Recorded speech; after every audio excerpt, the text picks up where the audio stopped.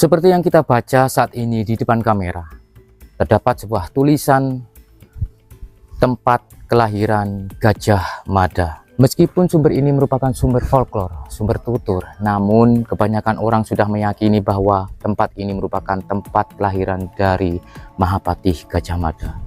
Kita coba masuk ke kediaman dari petilasan ibu dari Gajah Mada yang bernama Eyang Ratu Tri Buniswari atau Ibu Ratu Andongsari.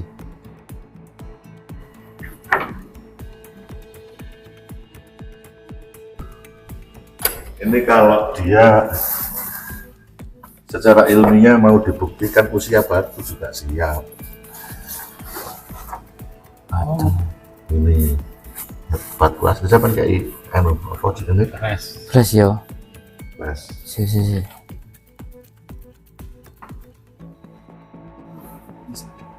Batu nisan. Bisa melihat. Asli. Yang asli. Ternyata ini batu nisan yang asli, saudaraku. Terbuat dari batu kapur ya, Pak ya? Bukan, batu keras. Batu kars. Gunung. Ini adalah batu nisan yang asli. Iya. Berarti ditemukannya berarti Jadi memang benar-benar makam, kemungkinan begitu ya. Terus di sini itu Kang ya, ditemukan ari-ari juga Kang. Ari-arinya Juga ditemukan ari-ari. Jadi Kemungkinan apa namanya? Bentuk pondasi. jadi gini. Di waktu membangun ini. Pada waktu membangun ini juga yang di sini juga pengen menunjukkan bahwa makanya banyak ditemukan. Betul. Seperti itu. Jadi ini Dan sudah benar-benar kita kembalikan di tanam. Ari-ari itu, Pak ya. Jadi ini adalah ari-ari. Jadi ditemukannya di mana Pak? Di dalam situ, Pak ya. Ini di dalam. Waktu muda apa? Takarayan Soko Guru ini loh. Itu. Terus kita tanam di sini lagi. Ditanam Oke. di sini. Yang- Ini Ini kita yakini tempat kelahirannya. Iya, makanya ditulis tempat kelahiran Gajah Mada, begitu Pak ya. Karena yang awalnya ditemukan ari-ari di waktu pemasangan Soko Guru di sini, di dalam sini, terus inisiatifnya ditanam di situ saja ya Pak ya. Oke. Ditanam di situ ari-arinya teman-teman. Jadi dugaan batiniahnya, Dunia spiritualnya lah. spiritualnya bahwa ari-ari tersebut merupakan ari-ari Gajah. dari Mahapatih Gajah Mada, seperti itu Pak ya. Oke, sangat luar biasa ya. Jadi seakan-akan ingin menunjukkan eksistensi eksistensinya dari keberadaan tempat ini, bahwa penggalian pondasi waktu membuat bangunan ini ditemukan batu nisan asli, terus ditemukan ari-ari, begitu Pak ya. Alhamdulillah, betul. Sangat luar biasa teman-teman. Jadi leluhur itu memang benar-benar ingin menunjukkan keberadaan bahwa ini merupakan peninggalan, begitu ya Pak ya. Peninggalan dari leluhur yang ada di Lamongan ini. Sangat luar biasa, saudaraku. Adalah ada ari-arinya. Nah, Seperti itu yang ditemukan dan yang dimakan. ya, ini sedikit disclaimer saja bahwa ketika seseorang datang ke sini dan pasti mempunyai satu pertanyaan. Betul. Kenapa ini dijadikan tempat kelahiran Gajah Mada? Nah, seperti itu. Ternyata memang unsurnya dari batiniah yang kuat, spiritual dari tempat ini, ditanamnya sebuah ari-ari yang diduga dalam sumber spiritualnya ari-ari yang Mahapatih Gajah Mada. Iya, Mahapatih. Dan itu fisiknya ada. Betul. Fisiknya ada, dimakamkan di sini. Tadi saya bertanya, loh, kok dulu nggak ada ini, kok sekarang ada? Mungkin ada orang lain yang nanti nonton video kita, itu juga bertanya yang sama. Dan ternyata ini bukan hanya asal membuat tempat. Dan ini memang ada fisiknya, ditemukan ari-arinya. Dan bahkan ini ada bocoran ini. Ari-ari itu pernah disimpan, tanahnya masih basah loh. Jadi itu ada semacam spiritual. Terus ditemukan juga Kang, ini kain Kang, kain bertuliskan kuno Kang, tapi masih anehnya kok masih belum rusak. Ya mungkin pada waktu orang zaman dulu menanam itu kan sudah angan-angan orang zaman dulu gini loh, nanti anak cucuku pasti menemukan ini. Biasanya gitu, jadi ditaruh di tempat, dikasih mantra, dikasih ramuan-ramuan sing awet, kan ternyata ditemukan. Ya mungkin bisa juga yang menemukan anak masih dalam apa sejarah, bisa juga kan. Iya. Biasanya orang zaman dulu kan nanti ben ditemono anakku, kadang-kadang kan ngono. Kadang-kadang ada sebuah situs makam ditanami pohon kepo. Nek kono le tak tandiri pohon kepo, itu juga sebagai lumbung. Jadi yang tahu biasanya yang menemukan ya yang masih ada garis sejarah biasanya. Dan benda itu Kang ditanam di sana Kang. Oh gitu ya. Ditanam di sana itu dijadikan Tugu Nusantara Kang. Masya Dan- Allah, Dan merinding Rek. membuat dia saya merinding kok juga kok. Merinding, Sampai Rek. merinding kan? Yo, merinding. Berarti Rek. aura kita sama. Jadi Merinding yang Pak, begitu begitu kita- berdiri. menghadap ke sana Kang, ada aura besar tapi enak tapi merinding. Iya. Tapi auranya kayak nang awak geringin ya. Iya. Tapi ternyata enak Kang. Berarti kita mungkin direstui untuk membuka sebuah takbir Tabir. Iya. yang masih menutupi kebenaran dari, Pembelaan sejarah. Ini pembelaan Nah, sejarah sejarah. bisa jadi. dan mungkin orang juga nanti bertanya Kang, kenapa kok itu dibangun Tugu Nusantara? Iya. Ternyata di situ tuh ada itu Kang, apa yang ngarani kain yang ditemukan pada waktu membangun ini. Nah, pada waktu membangun Eyang Andongsari, Ibu Ratu Andongsari ini, pada waktu Membuka pondasi. membuka pondasi, di situ ditemukan kain bertuliskan huruf kuno. Kuno. Ada Kang, Oke. ditemukan huruf kuno dan bertuliskan Pahlawan. Pahlawa. Itu ditemukan dan masih bisa dibaca. Nah, terus dipendam di sini. Ya mungkin pada waktu menemukan Kubur itu di kan sini ya. dikubur di sini. Ya mungkin ada aura-aura yang menyuruh untuk dikubur di sini untuk sebagai simbol. Dan ini Tugu Nusantara nantinya akan jadi Tugu Nusantara kan. Masya Allah. Ini ternyata di sini bukan hanya sekedar tugu, ternyata di bawahnya itu loh Kang. Di bawahnya itu ternyata ada kain yang masih utuh yang bertuliskan huruf Pahlawa. Di sini nih ditempatkan di sini. Yang dinamakan Tugu Nusantara Tugu ini ya. Nusantara ini nantinya jadi Allah. Tugu Nusantara. Luar biasa saudaraku. Nah, Jadi ternyata saya kan juga pernah ke sini toh dari beberapa tahun yang lalu. Ini masih belum terkuak Kang. belum terkuat. Belum terkuak. Jadi saat inilah kita bisa mendapatkan Untuk cerita lebih itu, jelasnya, gitu. Kang, kita coba tanya sama Gus. Itu Gus. iya iya iya. Itu Gus. Tapi kita panggilnya Pak saja ya. Iya, siap. Padahal itu orang anu kan. Orang spiritual itu Iya. Gus. Tapi kita panggilnya Pak saja ya. Terima kasih. Oke. Kita akan coba tanya kebenaran, apa benar apa tidak. Kita tanyakan langsung kan. Seperti itu.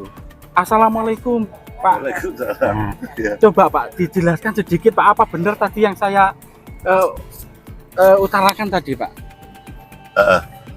Memang kita temukan di selat di utaranya makamnya Mbak Andongsari, ya, Mbak Ratu Andongsari itu sebungkus kain putih dibungkus lagi merah, di dalamnya ada apa juga saya tidak tahu. Itu diketemukan waktu kita menggali pondasi tiang-tiang pendopo ini. Nah, terus ya selama ketemu semua barang yang kita temukan di sini, karena tujuan kita kan tidak ada ambisi apapun ya, jadi murni menyelamatkan, sehingga semua benda yang diketemukan di sini saya simpan. Seiring berjalan waktu, kok ada ini, itu untuk di sini, itu untuk di sini, ya sudah kita ikuti. Nah, yang aneh di Tugu Nusantara itu kan kayaknya merah dan putih. Itu aksaronya Pahlawa ternyata. Sempat kita dokumentasi, nanti coba saya kirim ke jenengan. Gitu. Jadi itu di dalamnya ada apa? Saya tidak buka apa adanya, kita ketemu, kita amankan. Habis gitu kemarin ya upacara Jawa untuk nanam itu ada videonya juga dari Paguyuban Budaya Wilwatikta. Tumbal itu. Tumbal itu ya. Maka itu kita sebut Tugu Nusantara. Gitu.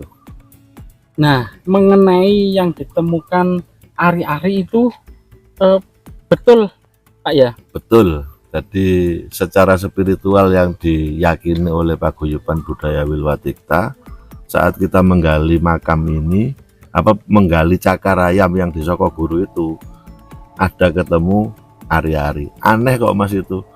2 tahun di rumah saya itu. Ari-arinya itu ya Pak ya? Ya kendilnya itu. Oh kedelnya Pak Tapi ya? tanahnya masih tetap basah. Oh. Sampai ditanam kemarin tanahnya masih basah. Kayak tanah biasa gitu. Di sini kan ada cerita rakyat. Cerita rakyat itu Iya. beredar. Terus kita rangkai. Akhirnya sudah kita jadikan buku. Sempat juga kita buat apa namanya Tarasean di Pendopo Kabupaten Lamongan. Ada beberapa ahli sejarah juga yang pada intinya ya memang cerita rakyat itu beredar di sini. Lah yang menarik di cerita rakyat itu mampu menarasikan siapa sebenarnya Andongsari, bagaimana proses perjalanannya, dan bagaimana kawasan di wilayah sini semua bisa dipakem cerita rakyat itu. Untuk teman-teman mahasiswa atau peneliti atau ahli yang pengen mendalami di sini secara ilmiah, Datang ke sini. siap nanti kita berdiskusi apa saja yang sudah kita ketemukan di sini. Semua benda masih aman di rumah saya. Dan bisa dijadikan sebagai lampiran bagi mereka yang ingin Bisa. studi ke sini. Bisa. Nanti ada paguyuban budaya Wilwatikta setiap malam Jumat Kliwon juga kumpul di sini. Jadi nanti kita sarasian, kita tidak ada kepentingan apapun. Kepentingan kita hanya mengembalikan yang sebenarnya, dan begitu saja. Biar anak cucu kita yo bangga dengan leluhurnya gitu. Itu saja. Buyan-buyan, tidak ada kepentingan amplop dan lain Tidak sebagainya. ada sama sekali. Dan yang terjadi ini semua kuasa Tuhan. Oke Pak, terima kasih Pak G. Salam Nggih, rahayu, salam nggih. budaya G Pak G. Nggih. Matur sembah dulu. Mohon maaf, dengan Bapak siapa Pak? Saya Rudi. Ya kebetulan yang nulis buku Pakem Cerita Rakyat itu juga saya. Yang ketua pembangunan di sini juga saya. Jadi di sini itu pembangunannya ya campur aduk, ada apa namanya, anak wong sugih, anak Pemda, anak apa ya, yang penting tujuannya sama kok, semua yang penting jadi gitu. Tidak ada unsur bisnis, tidak ada unsur politik, tidak ada, semua murni gitu. Itu saja. Tidak ada unsur terlalu badi gitu. Oh tidak enggak, ada. yang Tidak dibadi opo terusan. Ini guyon-guyon tidak apa-apa ya. Enggak apa-apa. Terima kasih Pak ya. Iya. Mohon maaf Pak Rudi, kenapa terceleduk nama Tugu Nusantara? Tugu Nusantara itu kan ceritanya begini. Jadi Indonesia di usia yang ke-79 tahun ini kan dari ibu kota Jakarta pindah ke ibu kota Nusantara. Ibu kota apa namanya itu? IKN. IKN. Nah, nggak apa-apa pindah ke sana. Kita teguhkan Indonesia sudah berganti Nusantara, tonggaknya ada di sini. Maka itu kita buat tugunya di sini biar antara Jawa dan Kalimantan masih tetap berkesinambungan. Nah, yang di Trawulan sama di apa Di namanya? Trawulan, di museum. Itu kan banyak besar-besar. Iya Itu betul. Breno. Namanya Breno. Iku Breno iku basa daerah gitu. Nama Bukan, daerah. nama pohonnya Breno. Yang mojo asli di bawah ini ada, masih ada satu pohon besar. Ada nanti Itu ya. dilihat aja. Jadi di dalam negara Kartagama ditulis lambang Mojopahit itu apa namanya, buah naga, buah maja dihias geringsing kan gitu. Ada kok, nanti dilihat di negara Kartagama. Jadi kalau buah maja ini kita kupas kayak semangka belah dua, itu kelihatan ya persis itu. Itu. Jadi dan itu pertama kali mungkin ini lambang senusantara keliru. Artinya keliru, tidak sesuai dengan isi negara Kartagama. Kalimat keliru itu bisa digarisbawahi. Keliru itu bukan berarti salah. Bukan berarti salah. Dan juga bukan berarti dibenarkan begitu. Jadi di tengah-tengah. Di tengah-tengah. Di antara kedua itu. Di antara kedua itu. Yang pasti di dalam negara Kartagama lambang Mojopahit adalah buah maja dihias geringsing. Bukan kayak itu tempat ibadah. Nah, coba ini loh. Iya. Mana sih? Aku kok penasaran sih, Rek. Ya. Endi sih, Rek? Awan dhewe iki gak ngerti loh, Rek. Ini kan buah maja. Ya. Nah, ini buah maja Wah. yang di tengah. Ini dihias geringsing. Lihat gingsing. Nah, ini loh Kang. Jadi buah maja itu kalau Jadi, dipotong bentuknya seperti itu. Ilustrasi dari apa yang diterangkan dalam negara Kartagama itu tidak jauh berbeda dengan ini, begitu Iya, maksudnya Pak ya. Buah maja yang dihiasi geringsing gitu ya. Insya Allah ini menjadi pengetahuan ataupun pembelajaran baru loh bagi kita rek penerus bangsa kira. Ya iku sing dimaksud melek sejarah yo iki lho. Ini yang asli. Wah, ini. Oh. Tuh. Iya, mudah-mudahan terlihat. Nah. Sudah tak kirim ke jenengan. Oh, sudah nanti. Ini ya. Oh, biasa ya. Iya, iya. Mirip ya. Iya, ini. Ini Surya Majapahit. Iya, Rek. Itu tempat ibadah, Ya, itu kan lambang. bukan lambang negara. Iya. Masuk akal juga. Iya, ya, Masuk akal juga karena di waktu itu kan ada penerapan kasta toh. Jadi setiap tempat, di setiap derajat manusia pada waktu itu memang dibedakan. Gitu, Kak. Bahkan jangankan rumahnya yo, menancapkan bendera saja. Itu loh, warnanya juga berbeda-beda.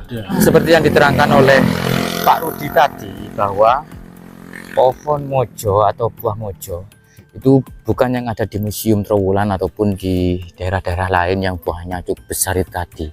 Namun menurut versi beliau, yang dimaksud dengan pohon mojo atau buah mojo itu yang ada di depan kita saat inilah. Ini teman-teman, ini yang dimaksud dengan pohon mojo yang sebenarnya, yang menurut dari versi Pak Rudi. Nah, saat ini dikelilingi oleh kain. Endi ngoe? Ini bisa dimakan. Endi Kang? Oh iku ya. Oh iku buahnya ya teman-teman. Gak kelihatan. Oh ini loh. Ini loh Kang. Oh ini. Ini ternyata saudara-saudara. Gila Rek. Buahnya kayak gini kalau kering. Ya itu. Nah, ya kayak ini gini, ini bekasnya Atos Atos. Jadi ini buah Majapahit. Buah Tapi Majapahit asli itu. asli ya Atos. Jadi ini bisa dimakan. Sama ini sudah gosong ya, sudah Kering. sudah kering. Udah mungkin yang Jadi ini itu. Oh ini loh. Oh ini loh. Rek. Jika gitu, katanya ini yang dimaksud dengan buah maja asli Majapahit itu Rek. Kecil ternyata yo. Ya, kurang Kayak buah apel. ukurannya Segenggam tangan. segenggam tangan. Jadi bukan buah yang biasanya sebesar bola voli, itu bukan. Jadi ukurannya seperti ini, segenggam tangan atau sebesar buah manggis. Iya. Nah, ini adalah salah satu buah rontokan, dan kalau kita buka itu mirip sekali dengan isi buah kawis seperti ini. Jadi ini buah yang sudah rontok, dan ini sepertinya sudah berbulan-bulan ini. Sudah berbulan-bulan. ini bisa dimakan katanya. Ya bisa dimakan Kang. Rasanya manis ke asam seger gitu. Mirip-mirip dengan apa itu ya? Apa ya? Ada Mundu gitu ya. Iya, pakai seger katanya. ada lendirnya dikit. Terus ini juga bisa untuk obat. Nah, obat apa? Ini juga perlu pengkajian yang lebih mendalam lagi. Dengan penemuan selembar kertas yang berwarna merah putih, Kain. Kain. begitu ya Pak ya. Terus itu di dalamnya bertuliskan aksara Jawa Pahlawa, kuno ya. begitu. Untuk benda tersebut sudah pernah dikonfirmasikan ke BPJB, Belum. BPK atau ke polisi dinas? Belum. Ya memang di sini tuh kayak yang BPJB, kayak yang pihak-pihak terkait kan kurang mendalam untuk dilakukan penelitian. Karena memang tidak ada Ya. sumber primer Ya begitu. kan gitu. Mungkin ya sudah kita jalan aja. Selama ini yang kita ketemukan, ya perintahnya disuruh bagaimana ya kita laksanakan begitu. Kalaupun nanti BPJB barangnya ada, kalau mau dibuka ya dibuka aja. Sini juga barangnya ada yang hari-hari itu. Kalau mau dibuka ya dibuka aja kan. Semua barang ada, tidak ada yang kita sembunyikan. Siap dievaluasi. Siap, kalaupun nanti yang di tugu itu yang kain merah putih itu, kalau mau dibuka masih kok utuh di situ, nggak kemana-mana. Terima kasih Bapak Iya. Rudi, semoga sehat selalu. Terima kasih.